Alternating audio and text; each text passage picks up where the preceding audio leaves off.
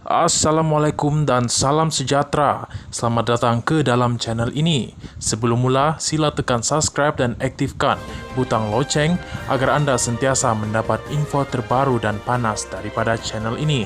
Terima kasih. Najib sebenarnya tahu transaksi 1MDB yang kabur melalui Bank Singapura, kata saksi. Berita penuh. Bekas Perdana Menteri Najib Razak tahu mengenai aliran dana 1MDB melalui laluan yang kabur di cawangan Bank BSI di Singapura, kata bekas kaki tangan bank itu. Bekas Ketua Perkhidmatan Pengurusan Kekayaan bank berkenaan, Kevin Michael Swampilai, memberitahu Mahkamah Tinggi Kuala Lumpur hari ini bahawa dana kekayaan negara Malaysia itu dan beberapa entiti berkaitan telah menggunakan dana fidusiari bank berkenaan. Saksi pendakwaan ke-44 itu memberi keterangan bahawa bagi dana fidusiari yang diperbadankan dalam bidang kuasa luar pesisir, objektif utama pelanggan apabila menggunakan dana sebegitu adalah untuk memudahkan pengaliran wang ke destinasi tertentu yang mereka pilih di samping mengaburkan identiti pelabur. Dia berkata demikian ketika perbicaraan terhadap Najib berkaitan penyelewengan 2.28 bilion ringgit Malaysia dana 1MDB. Swampilai berkata dalam kes dana fidusiari, dalam konteks penggunaannya oleh AABAR, SRC dan 1MDB, wang yang dipindahkan ke dana ini tidak diletakkan kepada deposit, sebaliknya merupakan saluran untuk menyalurkan wang kepada pelbagai benefisiari yang hanya diketahui oleh pelanggan sendiri sambil pada masa yang sama mengaburkan pelanggan daripada penelitian pelbagai pihak berkepentingan di Malaysia.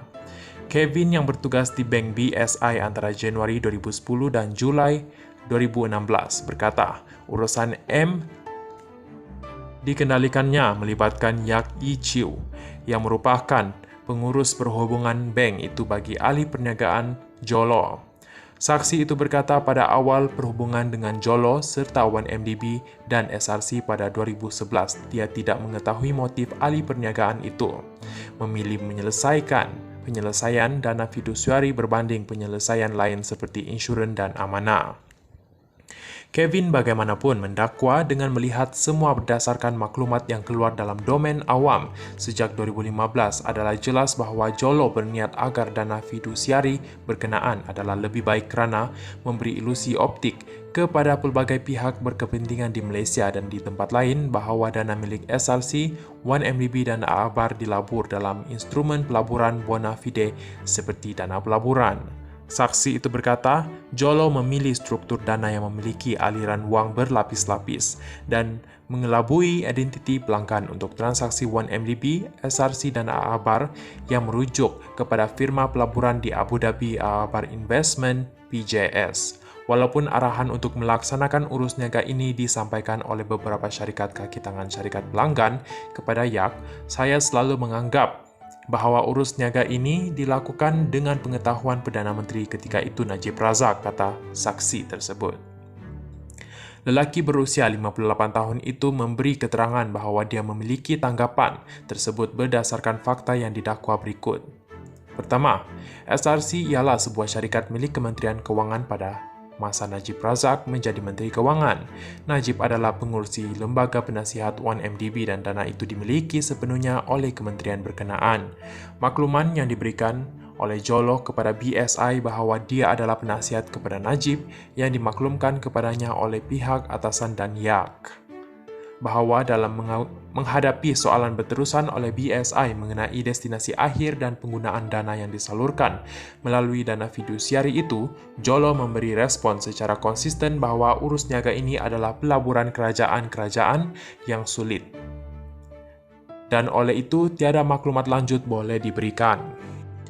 Saiz urus niaga itu ada pada magnitud dan kekerapan yang tinggi sehinggakan ia memerlukan kelulusan peringkat tertinggi seperti yang dikeluarkan oleh pegawai kerajaan yang mempunyai kedudukan tinggi seperti Perdana Menteri. Swampilai memberi keterangan bahawa dana fidusiari ini termasuk Chistenic Investment dan Enterprise Emerging Market di mana kedua-duanya berada di Curacao di rantau Caribbean serta Devonshire Capital Growth Fund dan berpangkalan di British Virgin Island dan Bridge Absolute Return Fund yang berpangkalan di Cayman Island. Menurutnya, setiap dana ini berada di bawah bidang kuasa dana luar pesisir yang dianggap sebagai ringan dari segi pengawasan dan kawalan kawal selia.